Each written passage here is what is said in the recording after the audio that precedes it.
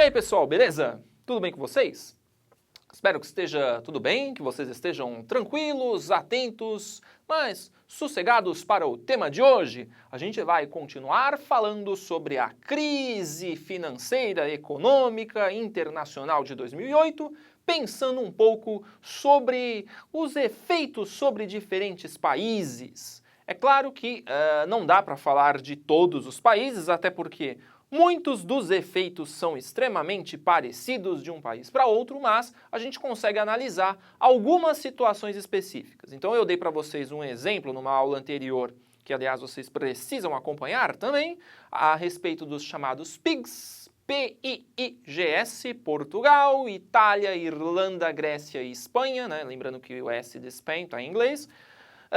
Relacionado a países que foram considerados como economias, digamos assim, podres, né? Títulos podres, economias lixo, foram expressões dessas mesmo usadas, inclusive, por alguns veículos de imprensa, para se referir a países que tinham uma dívida pública extremamente alta e eram incapazes de honrar os seus compromissos financeiros. E aí, obviamente, a imprensa aproveitou, obviamente, com algumas empresas e pessoas do mercado financeiro para dar alguns apelidos, algumas pechas bem peculiares, vocês sabem, né? Algumas delas, PIGs, ou economias porcinas, porcinas é uma palavra para porco, cinturão das oliveiras ou cinturão do azeite, ou até Clube Med se referindo lá àquela rede de hotéis, de resorts espalhadas pelo mundo, que é uma rede francesa instalada no sul do Mediterrâneo. Obviamente com um aspecto bem pejorativo. Mas agora a gente vai falar um pouquinho da situação de outros países europeus, que vão também incluir os PIGs, vocês vão entender por que já, para a gente fazer uma espécie de comparação. E essa aula de comparação ajuda a gente a entender por que em alguns países europeus os efeitos foram muito mais significativos do que em outros. E é claro que aí a gente vai voltar a falar também dos chamados fatores estruturais. Talvez aí vocês até se lembrem, nas primeiras aulas eu já falei deles, né? Aqui a gente só vai dar aquela pincelada para vocês poderem relacionar com essas diferenças. Então aqui, nestas questões estruturais, eu fiz uma espécie de classificação, colocando de um lado os estados que a gente pode considerar como mais fortes, entre aspas, é claro, eu estou aqui dizendo fortes em termos do seu poderio econômico, da sua pujança econômica, da sua capacidade de, por exemplo, ter um produto interno bruto bastante elevado, de ter um mercado consumidor forte e de conseguir suportar as crises de maneira mais confortável, justamente pela dimensão da sua economia, pela sua dimensão política e pela sua importância, pelo seu peso dentro da União Europeia ou dentro da Europa como um todo. Tá? Lembrando que aqui a gente também faz um direcionamento bastante grande em relação à União Europeia, porque ela é o principal bloco econômico do continente, ela é a principal força motriz do continente e porque você tem uma quantidade relevante de países que fazem parte da União Europeia e passaram por períodos de crise, né, que até foi chamada de crise da zona do euro em 2008. Então, isso é importante para a gente entender. Se de um lado a gente tem estados mais fortes, como a Alemanha, a França, o Reino Unido, a Itália e algumas outras nações como a Suíça, a Dinamarca, a Suécia, a Noruega, que por conta de alguns aspectos estruturais que eu vou falar daqui a pouco, conseguiram e ainda têm conseguido suportar o processo de crise de maneira mais, digamos, tranquila do que outras nações, por outro você tem nações ou estados mais vulneráveis, e aqui eu também coloquei vulnerável entre aspas, porque essa vulnerabilidade ela está relacionada não apenas à dimensão econômica desses países, como por exemplo os PIGs, né, Portugal, Irlanda, Itália, Grécia ou Espanha, mas também por outros fatores. Aliás, dentro dos PIGs a gente tem que colocar também um caso, né, que eu nem citei aqui, que é o da Inglaterra, que eu vou falar daqui a pouco também. A Inglaterra também, apesar da sua pujança econômica, da sua importância para o PIB mundial, que até pouco tempo atrás estava à frente do Brasil, ela também passou por um problema de déficit fiscal bastante grave. Eu vou falar disso daqui a pouco. Feita esta classificação entre esses dois tipos de estados em termos de questões estruturais, por que uns podem ser considerados mais fortes e outros mais vulneráveis, né? Porque uns são mais vitaminados que os outros, ou porque um é super-herói e outro não? Claro que não. Aqui, na verdade, eu fiz um quadro para a gente poder fazer esta comparação, ou seja, para comparar. Aqui no caso dos estados mais fortes, acontece o seguinte. como disse para vocês, a economia mais diversificada. Então, se a gente pega alguns casos, como o da própria Alemanha ou da própria França, né, que são duas nações ali que têm uma dimensão econômica muito forte, a gente vai perceber que, por exemplo, a sua indústria tem uma diversidade muito grande. Tem parques industriais altamente complexos, aliás, dentre os mais complexos do mundo. E não só isso, né, da difusão de produtos industriais no setor automotivo, metal mecânico, transportes, aeroespacial, química fina, entre outros, né, outros setores aí considerados diversificados e até setores modernos da economia. Então, na indústria não é só isso, né? Além de tudo isso, é a capacidade que estas nações têm, por exemplo, de financiar, de fomentar, de produzir, de criar inovações tecnológicas que vão, obviamente, servir como mecanismos, como instrumentos, como produtos de venda, não só para os seus próprios países, mas para todo o planeta. Tanto é que algumas das maiores multinacionais do planeta estão nestes países. Aliás, uma boa parte delas, das multinacionais. Então, que tem atuação global, tem escala de mercado global e que fazem esses países terem uma escala de atuação muito maior que os limites territoriais dos seus países ou mesmo da zona do euro e por conta disso são muito fortes, conseguem suportar de uma maneira mais tranquila.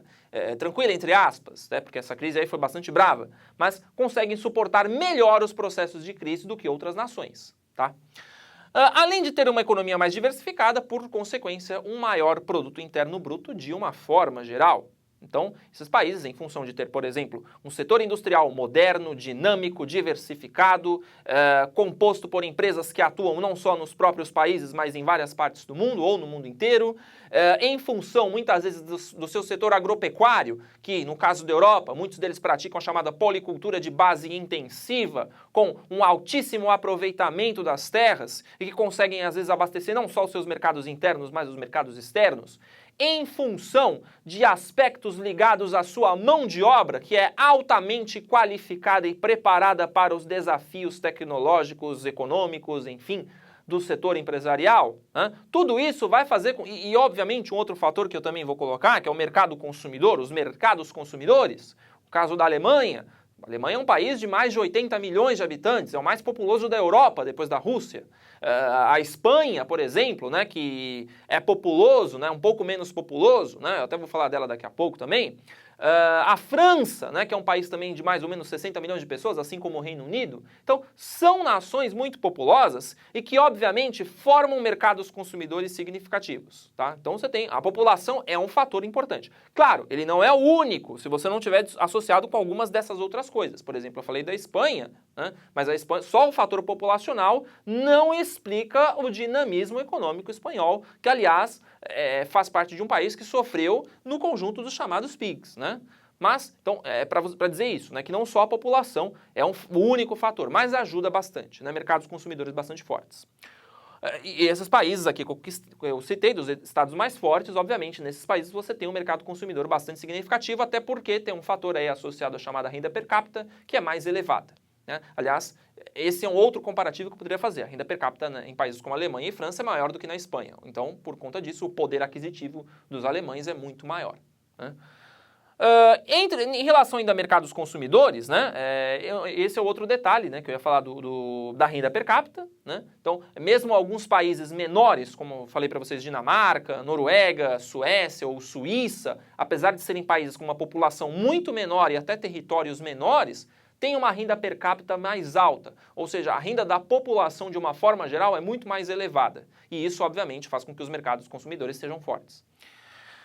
Sustentação da União Europeia. Esses estados também são fortes porque, de uma certa forma, eles ajudam a sustentar, por exemplo, a União Europeia, o status de bloco econômico que corresponde à União Europeia. Então, esses estados dão um suporte bastante grande para a manutenção do bloco. Por exemplo, quando eu citei numa das aulas anteriores o fato de Portugal e Espanha terem entrado na União Europeia em 1986 e terem se desenvolvido, isso foi graças a quê? A essa sustentação que os países mais ricos da Europa deram para os países mais pobres, através, por exemplo, dos chamados fundos estruturais, Ou seja, um dinheiro que países mais pobres na época, como Portugal e Espanha, recebiam das nações mais ricas através, obviamente, usando como canal a União Europeia para financiar, por exemplo, construção de rodovias, de ferrovias, modernização do sistema de transportes, melhoria das suas políticas sociais, e este dinheiro dos países mais ricos, de fato, foi o que permitiu a estas nações terem uma melhoria significativa, por exemplo, em termos de índice de desenvolvimento humano, né? Portugal e Espanha hoje são dois países que, apesar dos pesares, estão entre os mais desenvolvidos do mundo em termos de IDH, estão sempre lá na parte de cima da tabela, tá? Então, essas nações têm uma importância grande até hoje. A Alemanha, por exemplo, né, é o maior contribuidor financeiro individual da União Europeia, porque é a maior economia, a mais estável, a mais sólida, os seus fundamentos econômicos também são mais sólidos do que de outros países, né? Então, esses países também, essa sustentação ajuda a explicar a força deles. Outra questão, metas fiscais mais rígidas. Isso significa o seguinte: um determinado princípio lá que eu já falei para vocês em outros momentos, que é o seguinte: não se gasta mais do que se ganha. Isso parece meio bobo, parece meio óbvio, mas quando a gente está lidando com questões de ordem nacional, regional, muitas vezes esse princípio ele é pouco seguido. Por quê? Eu dei o exemplo para vocês lá de Portugal e Espanha, né, ainda associados à União Europeia, receberam muito dinheiro para reestruturar suas economias. Aliás, Portugal e Espanha tinham passado por ditaduras até os anos 70, então tinha uma estrutura muito diferente em termos socioeconômicos e precisou, obviamente, de muito investimento, porque uma das ideias, por exemplo, da União Europeia era justamente tentar equiparar as condições econômicas e sociais de todos os seus membros, de modo que os padrões de vida econômicos, sociais de um alemão não fossem tão diferentes de um italiano, de um espanhol ou de um português, né? Tentando tornar o bloco até mais forte, porque aí o mercado consumidor também se alarga, né? Quando a renda de todo mundo sobe. E em função dessas políticas, os gastos acabaram saindo de controle. Porque, obviamente, esses países captaram muito dinheiro, né, para poder financiar os seus projetos, receberam muito investimento, mas a gente sabe que para isso você muitas vezes contrai empréstimos e, por consequência, contrai dívidas. E essas dívidas foram crescendo numa proporção muito superior à capacidade de produzir riqueza que esses países possuíam.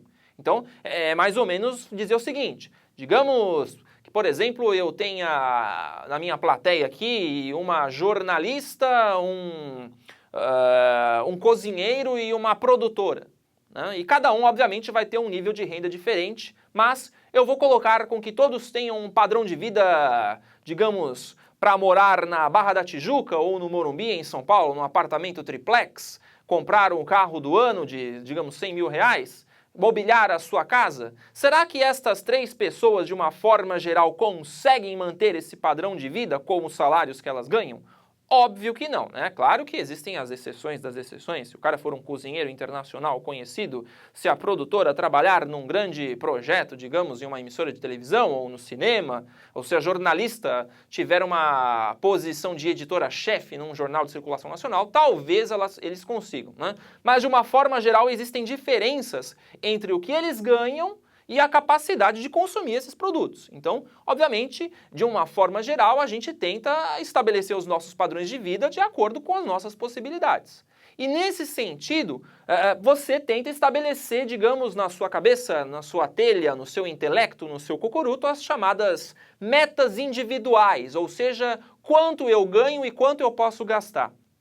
E muitos desses países não se deram muito conta disso. Fizeram a outra analogia, a analogia do cartão de crédito. Recebi ganho 3 mil dólares por mês, mas eu vou gastar 15 mil porque o meu cartão me permite gastar 15 mil. Mas por algum motivo na minha telha não entra na cabeça que aquele dinheiro não é meu, é um dinheiro do banco e que, vou ter que pagar depois esse dinheiro. Então percebam que estas metas fiscais têm um pouco a ver com isso. Esses países, digamos, tiveram gastos irresponsáveis nesse sentido. E aí, óbvio que uma hora a conta ia estourar, a bomba ia estourar, e é claro que o momento da crise imobiliária nos Estados Unidos contribuiu muito para retrair créditos, para aumentar as taxas de juros bastante, para que as pessoas que tinham contraído empréstimos, hipotecas, financiamentos, inclusive os governos, vissem as suas dívidas subirem estratosfericamente e descobrirem o seguinte: abrem o cofre e descobrem, não tenho nada. Então percebam, é uma situação que coloca esses países numa situação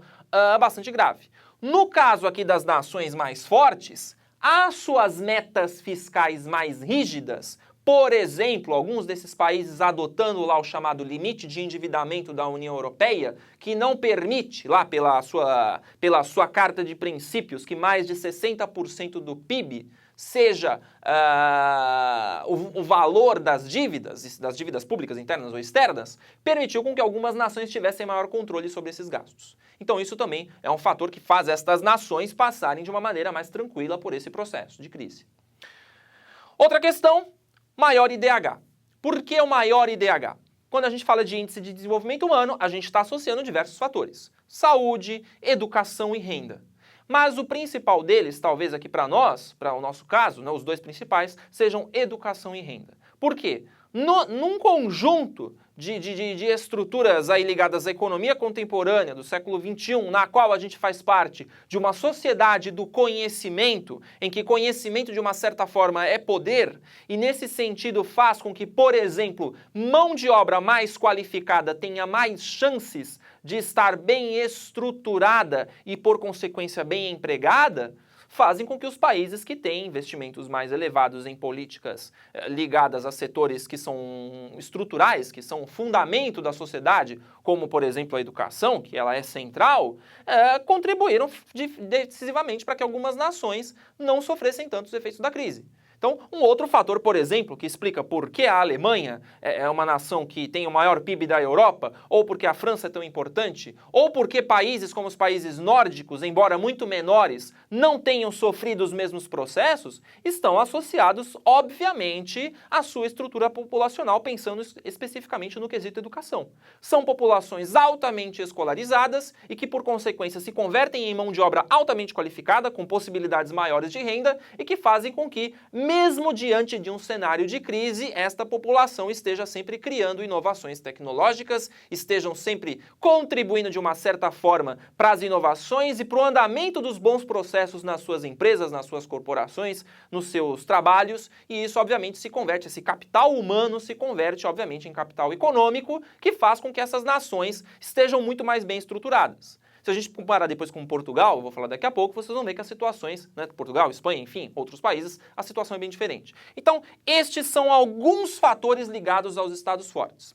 Aí a gente vai para os estados considerados mais vulneráveis. Primeiro deles, menor dimensão econômica.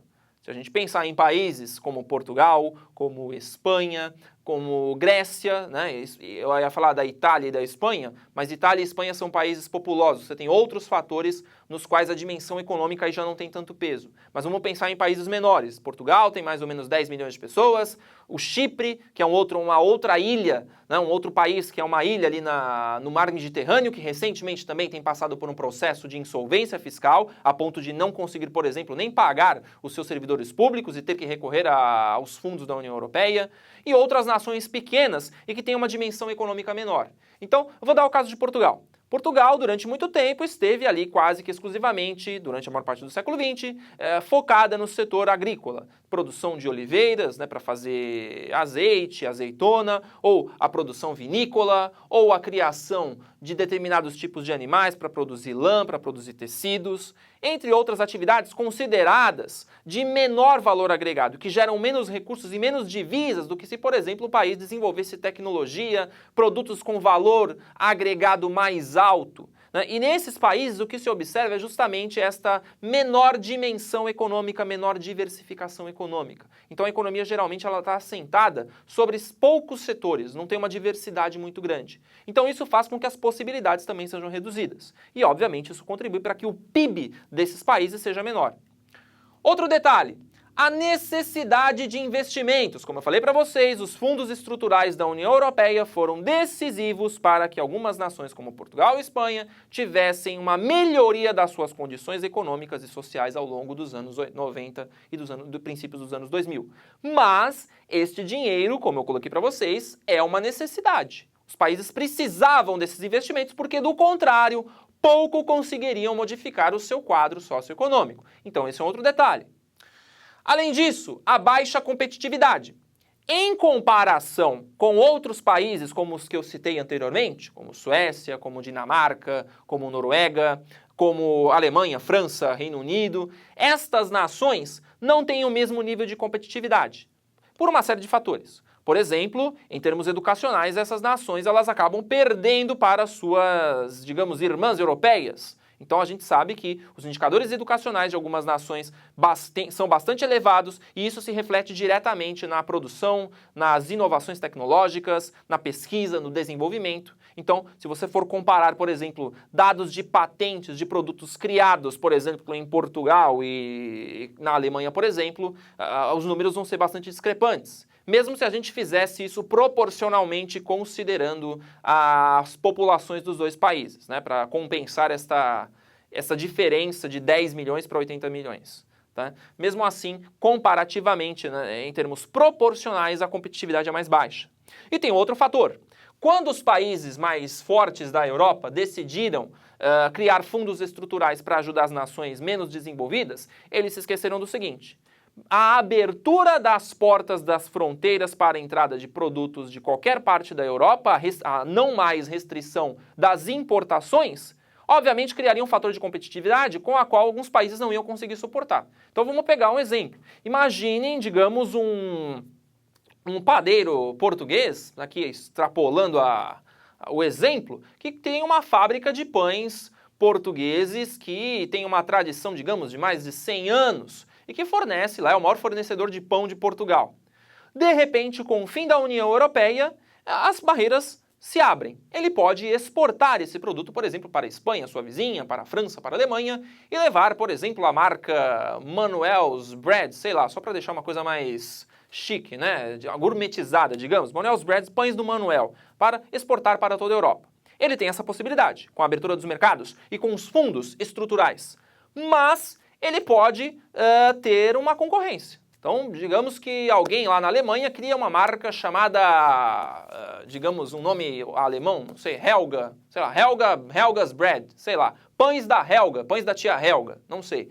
E aí, estes pães da tia Helga são mais gostosos, são mais deliciosos, ela tem processos de inovação e na sua indústria que consomem menos mão de obra, são mais baratos de fazer e ela vende muito para uma escala muito grande de clientes, porque a Alemanha tem mais de 80 milhões de pessoas, Portugal só tem 10 milhões, então as capacidades são diferentes. E aí a tia Helga descobre que, vamos poder vender pães em Portugal. E o que vai acontecer?